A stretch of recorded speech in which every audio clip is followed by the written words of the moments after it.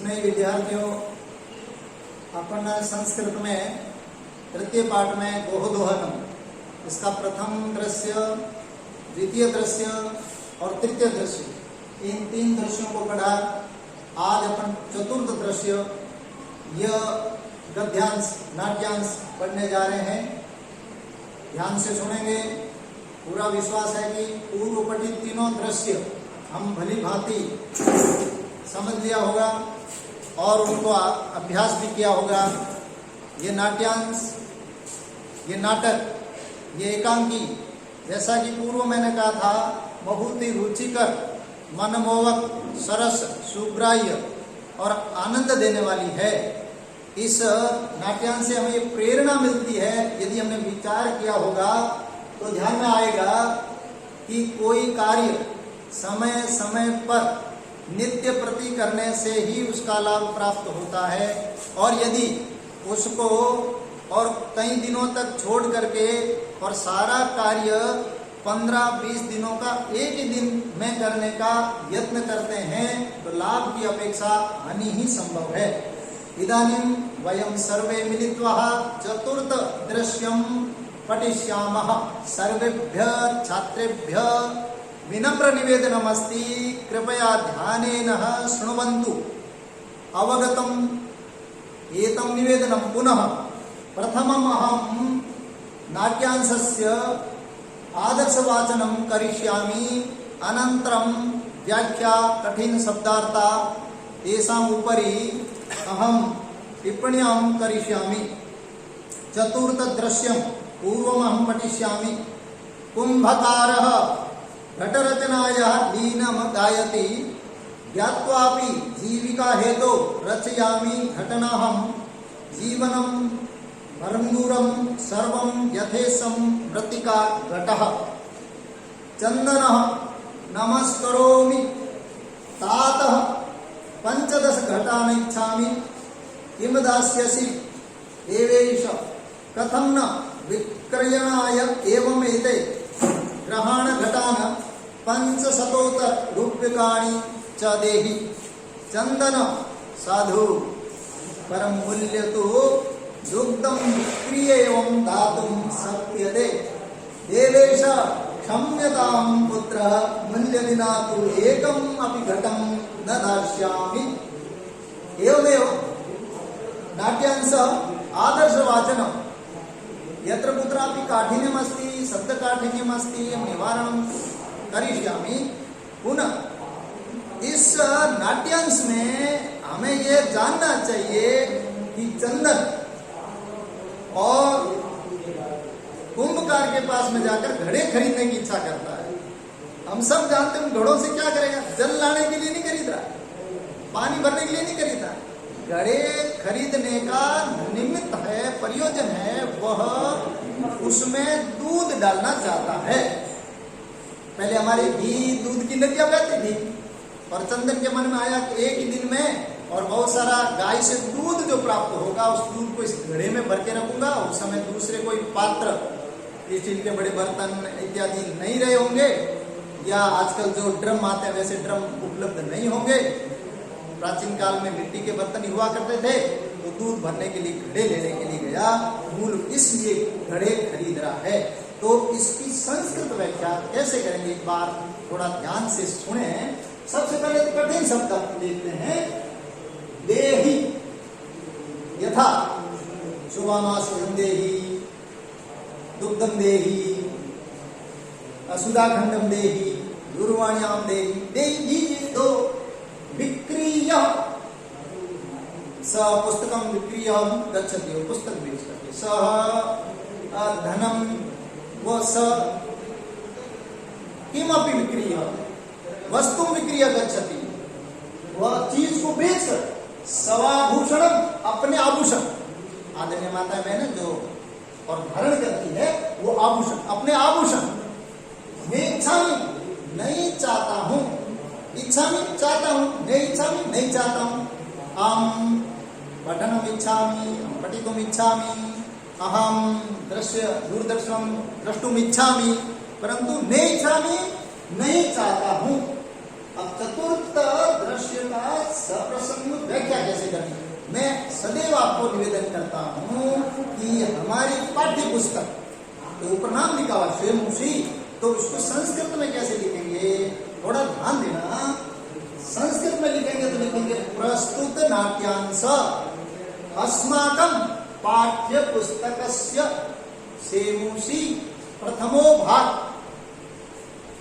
इत्यस्य गोदोहनम् इति शीर्षक पाठात् उद्धृत अंशे अस्मिन् चन्दन दुग्धार्थं घटान् क्रेतुं कुम्भकारस्य देवेशस्य गृहं गत्वा तद्विषये तत्र तयो यत् वार्तालापं भवति तस्य वर्णनम् अस्मिन् नाट्यांशे अस्ति। सारांश है। फिर जो मैंने आदर्श वाचन किया उसका, और यहाँ पर संस्कृत व्याख्या अपनी भाषा में करें। आपके मन में ये विचार आएगा कि ये संस्कृत तो इस पुस्तक में नाट्यांश में लिखी हुई है ही, यथा कि ये नमस्करोमि तात पंचदश घटानि इच्छामि, नमस्करोमि तात लिखा, इसको संस्कृत में अपनी भाषा में, संस्कृत व्याख्या करते अपनी भाषा में, अपने लेते हैं। कैसे, तो इसको नमस्करोमि तो हमने क्या लिखा, देखो लिखा चंदन तात अहम नमामि, तात अहम नमामि, थोड़ा परिवर्तन कर दिया। फिर लिखा था पंचदश घटानि इच्छामि, ये लिखा पंचदश कुंभान घटान इति अर्थे कुंभान क्रेतुम इच्छामि। तो संस्कृत व्याख्या में क्या लिख रहे हैं, चंदन तात अहम नमामि पंचदश कुंभान क्रेतुम इच्छामि किम भवान घटान दास्यति। सरल भाषा, व्यावहारिक भाषा है ये, परस्पर व्यवहारेण प्रचलति तेन भाषाये प्रचलनं भवति तस्य भाषाये वर्णनं करिष्यामि। तर्हि किम् अस्ति, भवान् घटान् दास्यति। देवेश, देवेश कस्य नाम, कुम्भकारस्य नाम। देवेश वदति किमर्थं न दास्यामि, अवश्यमेव दास्यामि, इमे घटाः विक्रेतुमेव सन्ति, ये घड़े बेचने के लिए है। कुंभान नय, कुंभान घड़ों को ले जाओ, 500 उत्तर रूप्यकाणि, 500 शतक, शतम है 100, 500 रुपये च भवान मयम ददातु, 500 रुपये आप मुझे दीजिए। चंदनम किम वदति, चंदनम कथ्यति समीचीनम अस्तु तदास्तु, किंतु घटानां मूल्यं तु वयस्सः विक्रियम् एव दातुं शक्नोमि। इदानीं चन्दनस्य समीपे रूप्यकाणि नास्ति, तस्य इच्छा अस्ति यदा दुग्धं विक्रीय ये राशिं मिलिष्यति तेन राशि पुनः कुम्भकारस्य मम दास्यामि। तर्हि कुम्भकार महोदयस्य निवेदयति मम समीपे इदानीं धनं नास्ति, तर्हि विक्रयं दातुं शक्नोमि। तर्हि देवेश किं वदति, देवेश कथयति भो महानुभाव क्षमा कुरु श्रुतः, घटानां मूल्यदानं विना तु एकम् अपि कुंभं न दास्यामि, बिना राशि के तो एक भी घड़ा नहीं देता हूं। ये संस्कृत में क्या होगी।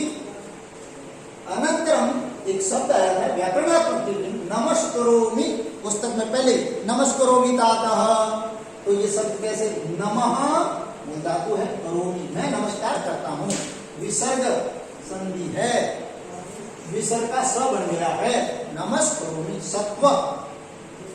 दूसरा विक्रिय, वि उपसर्ग है, त्रि धातु है, यह प्रत्यय है। अधुनेव, अधुना धन एव वृद्धि संधि है। नहं, नह प्लस अहम दीर्घ संधि है। यदि संस्कृत व्याख्या के लिए इस प्रकार कोई नाट्यांश आता है तो सबसे पहले उसका प्रसंग लिखना, अनंतरम संस्कृत व्याख्या, तदनंतरम व्याकरणात्मक टिप्पणी, तब ये पूर्णतया हमारी सप्रसंग संस्कृत व्याख्या संपन्न होगी। यदि इसका एक अंश भी, यदि प्रसंग लिख दिया और संस्कृत व्याख्या ढंग से नहीं लिखी, केवल संस्कृत व्याख्या लिख दी और प्रसंग नहीं लिखा, तो ये अधूरी संस्कृत व्याख्या मानी जाएगी और व्याकरणात्मक टिप्पणी आवश्यक है। व्याकरणार्थ टिप्पणी में कुछ चयनित शब्दों को लेकर के और व्याकरणार्थ टिप्पणी करनी चाहिए। ये तो हुई संस्कृत में व्याख्या। यदि आवश्यकता पड़ती है हिंदी में व्याख्या करने की, सप्रसंग हिंदी व्याख्या करो, तो कैसे करना, थोड़ा ध्यान से सुनना। यथा यहाँ से पहले प्रसंग लिखेंगे तो प्रस्तुत नाट्यांश हमारी पाठ्य पुस्तक स्वयंसी प्रथम भाग और गोदोहनम इस शीर्षक पाठ से लिया गया है। इस नाट्यांश में चंदन दूध दूहने के लिए, घड़े खरीदने के लिए कुमार देवेश के घर जाकर के और इस विषय में वहां पर दोनों वार्तालाप करते हैं, उसका वर्णन इसमें है। ये प्रसंग हुआ। फिर इसमें हिंदी में व्याख्या करनी है तो लिखेंगे कि चंदन कह रहा है, आदरणीय चाचा जी मैं नमस्कार करता हूं, 15 घड़े खरीदने की इच्छा रखता हूं। 15 घड़े मिलेंगे। पर कुंभकार क्या कहते हैं, क्या आप मुझे 15 घड़ा देंगे? देवेश कह रहे हैं, जो कुंभकार है वो कहते हैं क्यों नहीं देंगे, ये घड़े बेचने के लिए ही है, ये सारे घड़े बेचने के लिए है, घड़ों को ले जाओ। 500 रुपए इसके बदले में अपेक्षित है जो आप मुझे दीजिए। रुपयों की बात सुनकर के चंदन क्या कहता है, अच्छा किंतु घड़ों का मूल्य तो दूध बेचने से ही दे सकता हूं, पहले नहीं दे सकता। तब कुंभकार देवेश जी कहते हैं, क्षमा करो बेटे, घड़ों का मूल्य दिए बिना तो एक भी घड़ा मैं आपको नहीं दे सकता। यदि सचमुच आप घड़े खरीदने की और इच्छा रखते हैं तो पहले मुझे पैसे देने होंगे। तब इसमें आगे क्या होता है, तब चंदन की पत्नी मल्लिका और घड़ों को ले जाने के लिए अपने पहने हुए आभूषण और उतार करके उस कुंभकार देवेश को देने की इच्छा करती है। उसी समय देखिए देवेश के मन में सचमुच आत्मीयता, अपनत्व और भारतीय संस्कृति के और जो गुण है वो तुरंत उसमें संस्कार जगते हैं और वो कहता, बेटे मैं ये पाप नहीं कर सकता, न हम पापम करोमि कथमपि, कैसे, नेच्छामि कामाभूषणम विहीनाम कर्तुम, मैं आपको आभूषण विहीन नहीं कर सकता, इसलिए तुम्हारे ये धारण किए हुए गहनों को तुम धारण करके रखो, दूध बेच करके, और घड़ों की जो राशि 500 रुपये होती है वो तुम बाद में मुझे दे देना। और वह दोनों चंदन और मल्लिका देवेश को धन्यवाद देते हैं और घड़े लेकर के चले जाते हैं। ये चतुर्थ दृश्य है इस पाठ का। अब इस चतुर्थ दृश्य को पहले संस्कृत व्याख्या, सप्रसंग और व्याकरणार्थ टिप्पणी, फिर इसकी हिंदी में और सप्रसंग व्याख्या, व्याकरणार्थ टिप्पणी सहित फिर कुछ प्रश्न पीछे दिए, उन सब प्रश्नों को व्यवस्थित करना, यही आपसे अपेक्षा है। धन्यवाद। सर्वेभ्यः नमः।